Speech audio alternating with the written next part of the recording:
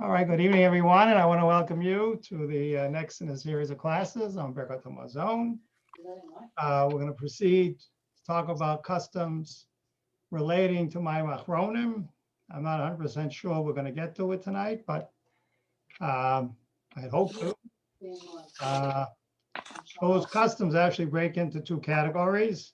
First of all, do we perform Mayim Achronim? Do we wash our hands every time before we bench, or don't we? And the second category is if we do wash our hands, do we have to recite a bracha? So let me figure out if somebody needs to be muted. I apologize. Somebody needs to be muted. Hearing somebody. You guys are not muted. Okay. Very good. Anyway, again, if there's time, I particularly want to show you a response by Rav Amagon that has to do with Pesach, with the Seder, because apparently there was a custom, probably was Minhag Eretz Yisrael, to wash 3 times, as we do, we wash 3 times, but to make a bracha each time that they washed. The first bracha was on Natilas Yadayim before Karpas.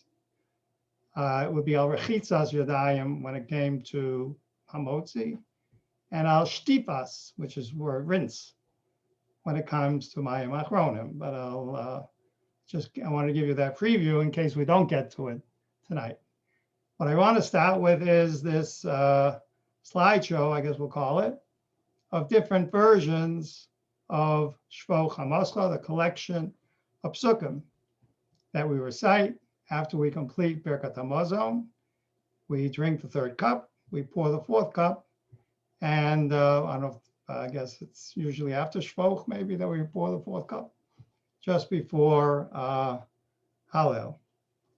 And I just discovered this last few weeks, I never thought about it, but there are quite a few versions. If you receive this PDF in advance and you took a look at it, you'd be probably surprised too, to see how many different collections of psukim that have existed in the various nuschaot, and even today. Immediately, we're going to be looking at Ashkenaz and Sfarad, and the Sfaradim only recite 2 psukim. We Ashkenazim recite 4 psukim. So the first question we have to deal with is, how long has this practice of reciting these psukim before Hallel existed?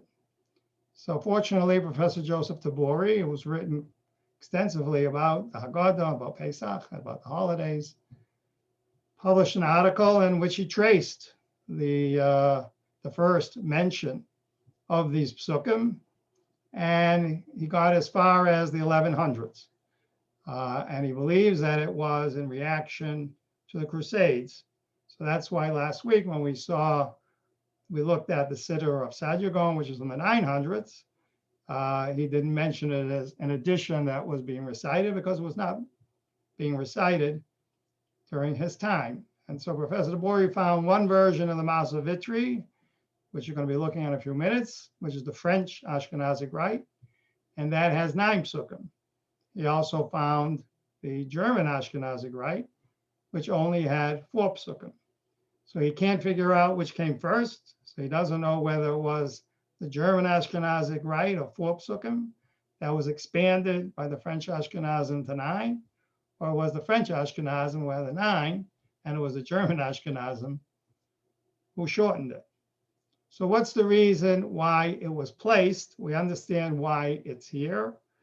Obviously, after the Crusades, the Jews had very hot feelings, and they decided to include these psukim in the Haggadah. It's also the time when we came up with Avarachmim that we recite every Shabbos, unless we don't say Tachman, and Kaddish Yosem is coming around the same time, and Yizkor is coming the same time. Not Kel Mole comes much later. All of them in reaction to the Crusades.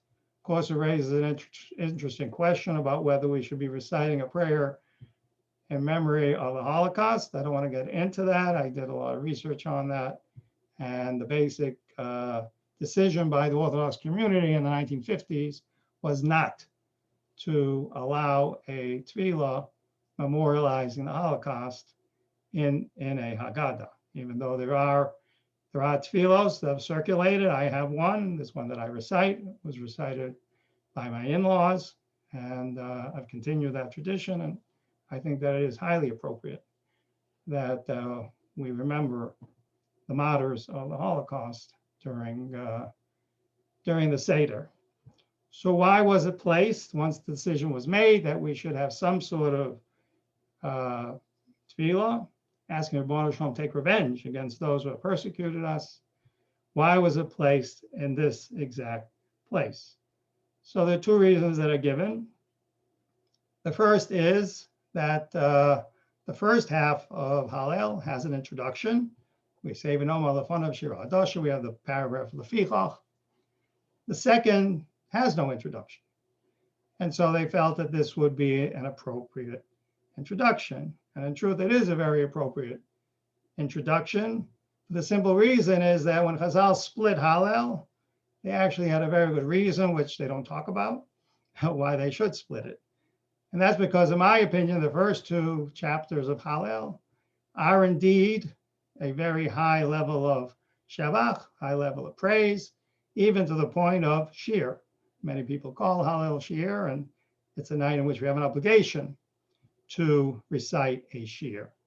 But the rest of Hallel is quite a bit different, in my opinion. And it begins with the first words, Lo Lanu, and then the second pasuk, Lama Yom Ragoyim, Ayeno Eloheikim. It really is a theological challenge that we throw out to the Ribono Shel Olam. That's not praise.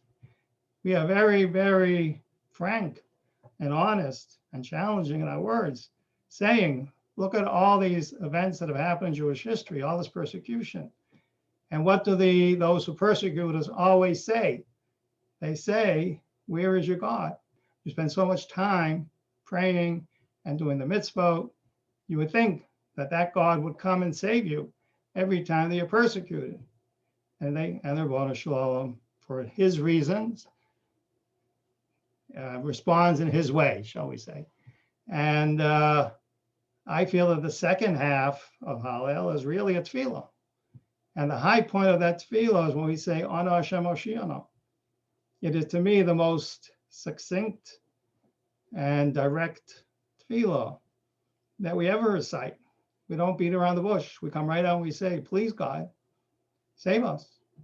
Ana Hashem Atzlichana. It reminds me of the tefillah that Moshe Rabbeinu issued when his sister Miriam got afflicted with leprosy for speaking Lashon Hara against Moshe and Zipporah, his wife.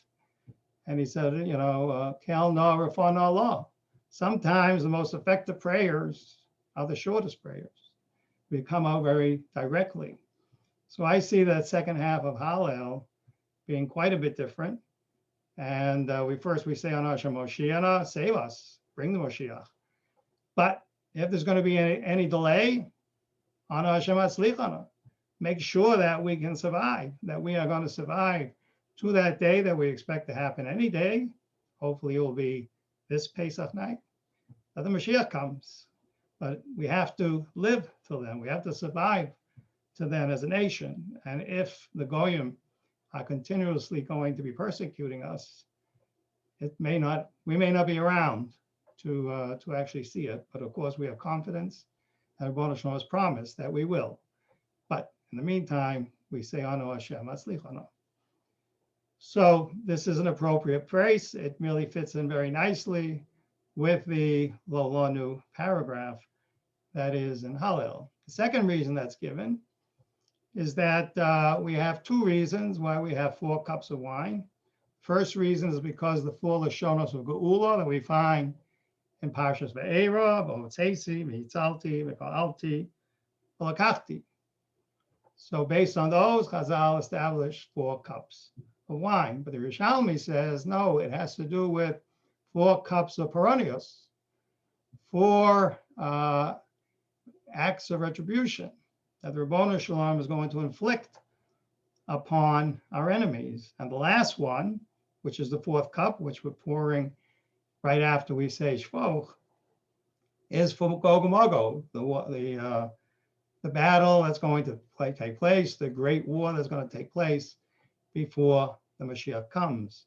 So this is the place to invite Eliyahu Hanavi to also ask the Ribono Shel Olam to take revenge against those who have persecuted us. Now, this also happens to be the point where we perform two other customs, and it's very easy to assume that all three customs came at the same time, will play at the same time. That's not correct. What are those three customs? That we open the door, hopefully the Eliyahu Hanavi is standing on the other side, and we pour the kos shel Eliyahu. In truth, they did not occur, and they weren't instituted, will begin at the same time. The oldest custom is opening the door, and that's what we say when we begin the Haggadah with Halach Ma'anya. Called Dechen Yesei Yecha. We're supposed to keep the door open the whole Seder, the whole Pesach night, because it's Leil Shimurim. It's considered a night when the Ribono Shel Olam guards us, the Ribono Shel Olam protects us. And it's also the time when we want, if there are poor people, as we've already learned when it came to Birkat HaMazon, that we're supposed to have a slow meal, a long meal, just in case a poor person is going to knock on the door, that we should be finished with the meal, the food's been taken away, that he can come in and he can have something to eat. And so we leave the door open on Pesach night from the beginning of the Seder to welcome any poor person or any needy person who needs a place to have a Seder, needs matzah, needs wine, whatever, to join us for the Seder. So that's a custom that goes back all the way to the Bal Haggadah, whoever put together the Haggadah, that custom. It just was because of circumstances not being as they should have been, which is that we feel safe, that's not dangerous. So we can't keep the doors wide open on the night of the Seder. So it was placed here to commemorate what should have been throughout the Seder. The other custom of pouring kos shel Eliyahu, that does not appear anywhere until the 1400s, late 1400s. Rabbi Dr. Eliezer Broad, who anybody who belongs to the Sfarim blog may know his name. He's also an individual who I buy my Sfarim from Israel. He's very good with that, ships me Sfarim. He's an interesting person. He was a yeshiva bach. He learned in yeshiva many years. And then he decided to go to Bar Ilan to get his PhD. And he writes now, from both points of view. He writes it as an academic and as a Talmud Chacham. So he published an article in Ami magazine about 10 years ago, tracing the history of the kos shel Eliyahu. And it's also a little bit mysterious how the whole thing came about. Different theories. One of the theories is they used to keep a decanter on the table that everybody used to pour their wine from. That was considered, that could have been where kos shel Eliyahu came from. It was another custom that if you didn't finish your cup of wine, you would pour it into a container that was in the middle of the table because you didn't want to pour a fresh cup where there was some left over. So it was considered pogum. It was somehow considered defective. That may have been kos shel Eliyahu. And the most likely possibility is the fact that although we are familiar that we're supposed to have 4 cups of wine, if you study the Gemara and you look at all the different versions of the Gemara, you're going to find that Rabbi Tarfon says, if you want to say Hallel HaGadol in addition to the regular Hallel, Hallel Mitzri, that's the one that has all the lines of Kilo Chasto. You can drink a 5th cup of wine. So there is a tradition among some to drink a 5th cup of wine. Now, we're not sure which was the correct version of the Gemara. So some people believe that the Kol Shel Eliyahu started as that fifth cup. And so we pour it, but we don't drink it. So we're trying to hedge our bets, so to speak. If we were supposed to, at least we poured it. If we weren't supposed to, we didn't drink it. So that might have been how the Kol Shel Eliyahu, and that would be at this point. In other words, you would be pouring it around this time, not exactly. It shouldn't be right before Hallel. It should be right before Hallel Gadol. But that's how some believe. But in the end, they all ended up at this point within the Haggadah. So let's look at these various versions. So we'll start with the one that we recite. That's here, Shfoch Chamascha. That's the one with, we have 4 psukim. And here's what the Sephardim say. They only say 2 psukim, Shfoch Chamascha and Ki Yochel Es Yaakov Es Neveo Eshamu. On this one, I give you the Masavitri. This is the one that has 9 psukim in it. This is the French Ashkenazic. This will go back to the 1100s. I'll quickly read to you the translation of that. Pour out your fury upon the nations that know you not. I guess you know that one. I should read to you the ones that we don't have. Let their habitation be desolate, and let none dwell in their tents. Let them be as chaff before the wind, and let the angel of the Lord chase them. Let their way be dark and slippery, and let the angel of the Lord pursue them. Give them according to their works and according to their wickedness of their deeds. Give them according to the work of their hands. Render them their due reward.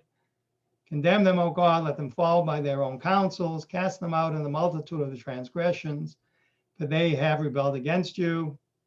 Give them, O Lord, what will you give? Give them a miscarrying womb and dry breasts. All of these versions have very strong words against those who have persecuted us. On this page, I give you the Nusach Provence, which is also, make it a little bit bigger so if you want to look at it. Oh, I don't know if I can, let me move it. It has very similar, there may be here and there some different psukim. This one probably has the Nusach Anglia. This is the British Nusach. Jews were in England, probably came from France, so their Nusach is very similar to the French Ashkenazic rite. But we know when we find anything that's from Nusach Anglia, England, that it had to be before 1290. And I hope everybody knows that Jews were expelled from Britain in 1290. So we do have a Seder from them. We do have their Haggadah. And so we know that it precedes 1290. I think one of the significant additions or changes in theirs is Yimchu mi Sefer Chaim, Yim Tzadikim al Yikosevu. They should be erased from the book of life, and they should not be written in a book where the Tzadikim are written up. And that, for those of you who are with us for the Shmona Esrei course, that was a pasuk that was in Balam al Shinim, in Berkas Haminim, in Minhag Eretz Yisrael. They had that pasuk, and that's why people feel very strongly that that bracha is a curse.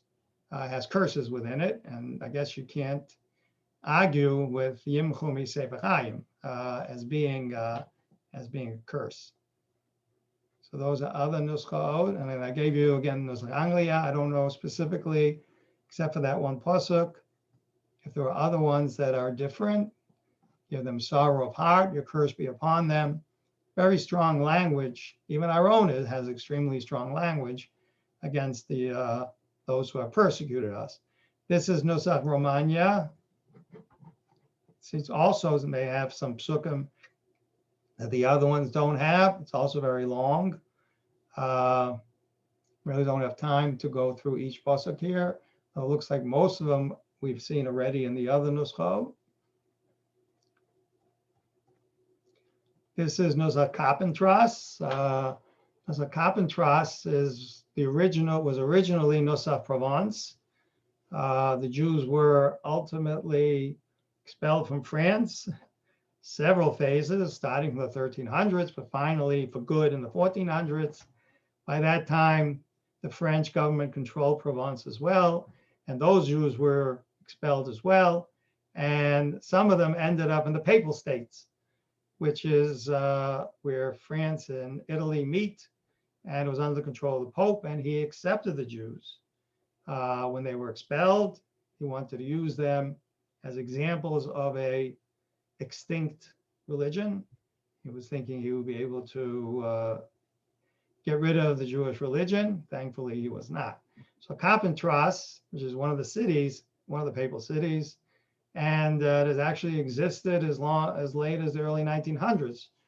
And there may still be those in France who follow Nusach Carpentras. So their version has probably somewhere in the middle, it looks like about 6. And here's one that I just learned about. You know, I always say that I learn something new about tefillah every day. So I came across the Haggadah of the Kramchuk Jews. Now, I would give extra points to anyone on this call who knows about the Kramchuk Jews, because I'd like to know more about them too. They lived in Crimea, which is, I guess, around northern Turkey, southern Russia. And one of the problems is that there was also a Karaite community in around the same area. So many people think of the Kramchuk Jews as being Karaites, but not. They were not. They were what we call rabbinites, like the rest of us. We follow Chazal. We accepted the Torah Sheval Peh. This Haggadah is actually available on HebrewBooks.org. That's where I found it. I wasn't particularly looking for the Kramchuk Haggadah, but I came across the Kramchuk Haggadah, and their nusach has something called nusach kappa.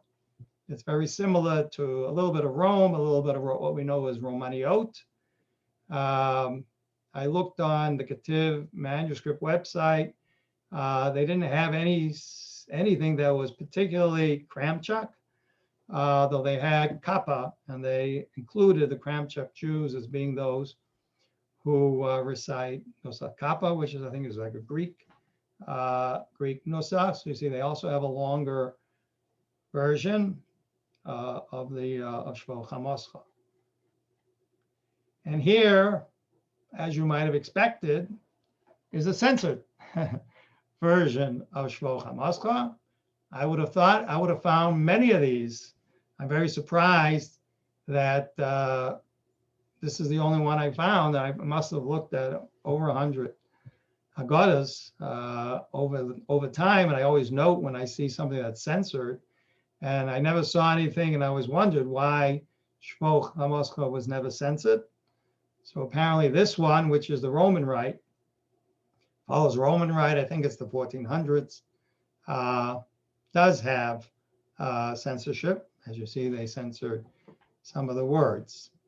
So basically this is, you see that different communities chose amongst themselves what psukim they wanted to recite, obviously all of them having in mind the curse upon those who have persecuted the Jewish people. Now, what I wanted to show you is another Haggadah. It has nothing to do with Shfoch Chamascha, but I thought it was a very unusual Haggadah in terms of its illustrations. And this is the first page of it. See a hand here with a sword. Not an unusual thing to see. This is the one that, that is baffling to me. And I posted it on a Deciphering Jewish Manuscript Facebook group. Let me make it a little. And I never had as many likes. Last time I checked, I think I had 130 likes and about 25 shares. So this is an individual page. I don't know if you really make it out, but it's faces, people's faces, men and women, different color, different headdress. In the very beginning, right before Halach Manya. So what the message of the artist was, it's really hard for me to tell. Somebody did chime in today who is a curator of a Jewish collection. I don't know which one, might be the one in Cincinnati and Hebrew Union College. So she suggested a possibility, and that is that it represents us as Jews over the generations, that all of us are supposed to feel as if we too came out of Egypt. So this sort of represents Jews over the last 2,000, 3,000 years celebrating Pesach. Maybe. Of course, I don't want anybody to say, oh, it looks like a Zoom. You have 24 boxes. Wow, that looks like what Zoom is set up as. So no, I don't think there was Zoom in the 14th century. So it's very hard to tell what exactly the artist had in mind. And there was another interesting picture, and this is the Seder, the layout of the Seder. And what struck me, again, and someone pointed out that I should have known this, is the ka'ara. I always think of the ka'ara as a plate, but he quoted something, it could be a sal. A sal is a basket. And that's what makes some sense. Here is because it even has the print here on the bottom, that it's a ka'ara. Here it is, kuf ayin resh hey. And this here basket is the kara, is the plate, and they use the basket. Other interesting things, you see the chandelier, the lighting came from the ceiling like we have it, except that theirs were candles probably. This, I don't know what, they had water hanging from the ceiling. Flowers here, here's the towel. Very, very detailed look at what a Seder looked like. And this, I think, is also Rome in the 1400s. I just have a few minutes left, and I just quickly, what I told you about before about the Seder, so I just wanted you to see it. Here you have Rabbi Amram was asked, somebody asked him this question, isn't it true you're supposed to make 3 brachas for washing at the Seder? So Rabbi said, where did you get this from? Amra Lanu, who told you that? What's its place? We don't find anywhere that we make 3 brachas for washing hands at the Seder. Misha Omer came to Borisim.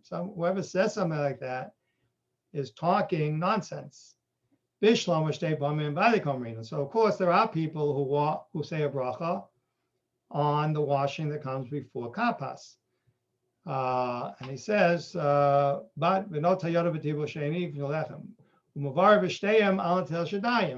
those who do wash for both karpas and for a motzi say al til shadayim. Where do you see it from? And then he mentions those brachas in the second part. Maybe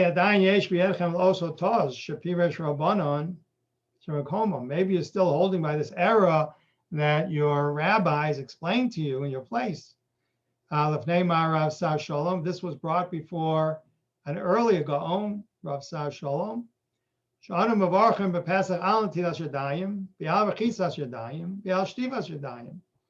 they would recite 3 brachas. On the one before Kapas was Al Tilas Yadayim. The one before Hamotzi would be Rechisas Yadayim, washing hands. And before Mayim Achronim, or after Mayim Achronim, Shtivas Yadayim, the rinsing of the hands. This is a big mistake. Chachamim Baalei Torah, Kamoschem Yasu Gatosa. I can't believe such smart people like you would make this mistake. Why should you treat the Seder different than you treat every other night when we don't make these other brachas? When we go back to the next meeting in 2 weeks, we'll see that no, Rav Amram maybe couldn't predict the future very well, because we're going to see some who recite the bracha of al rechitzas yadayim, al shtivas yadayim, not necessarily at the Seder, and not necessarily under the circumstances, but they do exist as legitimate brachas. Shem of Mikdash, maybe in the base of Mikdash, because Yoyu Kohen and Rosim, when the Kohen used to maybe they said it. I don't know where he got that from, but he's speculating. No, there's the pasuk. That's where he thought it came from. Don't make a mistake. So we don't recite these. I'll just explain why people actually did it.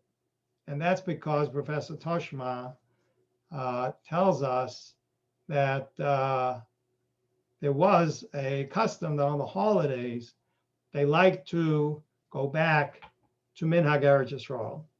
And so this is something that was recited, probably at the Seder. And it was because they on special days, they wanted to revert to what they thought was the original practice. So there may be, again, the Rav Amram is giving you the Babylonian side.